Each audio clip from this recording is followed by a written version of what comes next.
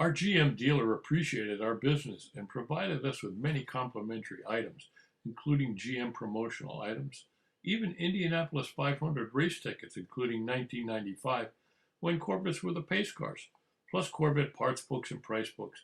From 1982 to 2004, the price books literally doubled in size. In addition, I was provided with access to the GM warehouse computers by my franchise dealer.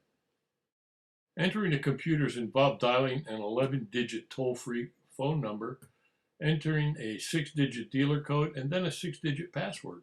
My pocket tone dialer facilitated this process. To keep track of the data, I used an Excel spreadsheet. Column A was how many we had sold, B was how many we had in stock at the current time, C was our part number, D was GM's part number, E was the GM list, F was the GM cost. G, H, and I were the 3 local Northeast warehouses that provided inventory: Boston, Martinsburg, and Philadelphia. J was outside the local chain. That's the other 18 GM warehouses nationwide. If Y appeared there, meant they had stock also. Column K was the parts plant: Pontiac, Lansing, Drayton Plains, etc. Column L and M were the dates that we called on the part and the previous date that we had called on that part. N and O were GM list price and GM dealer cost. Column P was our description. Q is the cost plus 5%, which is what we paid. R is our source. It was either GM, DocRebuild, or BPI. I'll explain BPI later. S was the cost divided by 0.6. We tracked the old price and current price in column T. 0 meant the price did not change. Column U showed which parts appeared in the list more than once, as windshield molding clips that were sold individually also were sold in a kit for coupes as well as for convertibles. Column V was our stock location: row E, rack 10, or row W, rack 14. W identified the car lines a part was used on. 5 was Chevrolet, 1 was Buick, 2 was Olds, 3 was Pontiac. Caddy was 9, GMC truck was 8. I forget what X was for. CRS. Besides providing inventory figures, the computer would announce when a part was discontinued and there was no stock available. This part went under national review and a few years later was licensed by somebody in Michigan. Other times the GM computer would announce a part was discontinued and then provide the inventory at the different local and distant warehouses in the parts plant, since it was still actually for sale.